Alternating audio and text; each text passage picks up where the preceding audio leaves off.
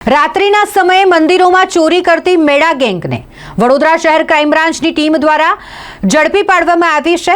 5 લાખથી વધુનો મુદ્દામાલ તેમની પાસેથી રિકવર કરવામાં આવ્યો છે અને લગભગ 22 જેટલા ગુનાનો ભેદ ઉકેલવામાં વડોદરા શહેર ક્રાઇમ બ્રાન્ચની ટીમને સફળતા મળી છે। રાત્રિ દરમિયાન મંદિરોમાં ચોરી કરવાની ટેવવાળી આ ગેંગ મેળા ગેંગ જે દાહોદથી બિલોંગ કરે છે, દાહોદની મેળા ગેંગના ઇસમોને શહેર ક્રાઇમ બ્રાન્ચની ટીમ દ્વારા ઝડપી પાડવામાં આવ્યા છે। વડોદરા શહેરના પણ ઘણા બધા પોલીસ મથક હદ વિસ્તારમાં મંદિરમાં ચોરી કરીને આ ઘટનાને તેઓએ અંજામ આપ્યો હતો।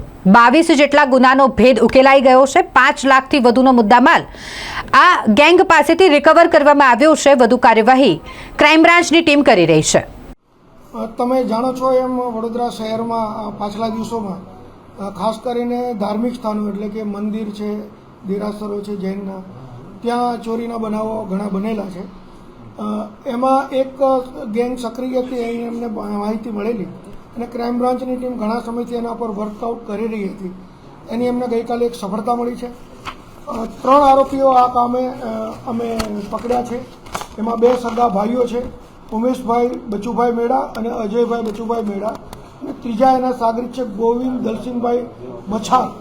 આ ત્રણેય દાહોદ જિલ્લાના છે અને તેમની ગઈકાલે અમે ધરપકડ કરી અને પૂછપરછ કરતા ટોટલ 11 ગુના તેઓએ કબૂલેલા છે। એમાં ખાસ કરીને વડોદરા શહેરના નવાપુરા, મકરપુરા અને અટલાદરામાં જે મંદિર ચોરીઓ છે એ છે, સાથે સાથે વડોદરા ગ્રામ્યમાં કરજણ, વરણામાં અને તાલુકા પોલીસ સ્ટેશનનું ભાયલી છે। તમને ખબર છે કે હમણાં તાજેતરમાં પોરમાં પણ ચોરી થયેલી બળિયાદેવના મંદિરમાં, તો એ પણ આ ગુનાનો ભેદ આમાં ઉકેલાય છે। અને સાથે ભરૂચ સિટીના 2 વાહન ચોરીના ગુના, આમ ટોટલ 11 ગુનાનો ભેદ ઉકેલાય છે। એ સિવાય પણ બીજા ઘણા એણે ગુના કર્યા છે એવી એની કબૂલાત છે, પરંતુ અમે દફતરે જોઈએ છીએ કે રેકોર્ડ ઉપર આવા કોઈ ગુના દાખલ થયા છે કે કેમ। તો બીજા એણે 10 બનાવો પણ પોતાની રીતે કબૂલેલા છે। જોવા જઈએ તો એમની પાસેથી ટોટલ અમને 5 લાખ ઉપરાંતનો મુદ્દામાલ મળેલ છે, જેમાં મોટરસાઇકલો 3 છે, રોકડ રૂપિયા 1,95,000 રૂપિયા જેવા છે, ચલણી સિક્કા છે, ચાંદીની અને સોનાની લગડીઓ છે અને પંચધાતુના જે જૈનના યંત્રો હોય એ પણ મળી આવેલા છે। અને આ બધો જે મુદ્દામાલ છે એ ખરેખર જે ચોરીમાં ગયેલો એ જ મુદ્દામાલ છે, એ ફરિયાદીએ ઓળખી પણ બતાવેલ છે। આ ત્રણેય આરોપીની ધોરણસરની અટકાયત કરી અને બરોડા સિટીમાં જે 5 ગુના દાખલ થયેલા છે એ પોલીસ સ્ટેશનોમાં પહેલાં સોંપવામાં આવશે। એ ગુનાના કામે એના રિમાન્ડ મેળવીને આગળની તજવીજ કરવામાં આવશે। ભરૂચ છે, બરોડા ગ્રામ્યના પણ છે, કરજણ છે, વડોદરા તાલુકા છે, એના પણ ગુના છે। ટોટલ 11 ગુનાનો ભેદ ઉકેલાય છે। આ લોકોની એમો એવી હતી કે દિવસ દરમિયાન આ લોકો કોઈ મંદિરો ખાસ કરીને ટાર્ગેટ કરતા હતા અને પહેલાં એ લોકોએ ઘરફોડ ચોરી કરવાની પણ કોશિશ કરેલી 2 વર્ષ અગાઉ, પરંતુ એમાં ઘરના માલિકો જાગી જતા એક ધાડનો ગુનો દાખલ થયેલો। એટલે આ લોકો પછી ખાસ કરીને જે મંદિરોમાં રાત્રે કોઈ માણસો ન હોય એ મંદિરને ખાલી કોઈ એટેન્ડન્ટ ન હોય, ચોકીદાર ન હોય એને ટાર્ગેટ કરતા હતા।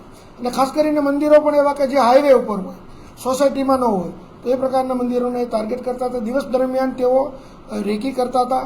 મંદિરમાં જઈને જે દાન પેટી હોય, કારણ કે દાન પેટી લઈ જવાથી એને ઇઝીલી રોકડ રકમ મળી જાય, મુદ્દામાલ મળે તો એને વેચવાની એક પ્રોસિજર એને કરવી પડે પૈસા મેળવવા।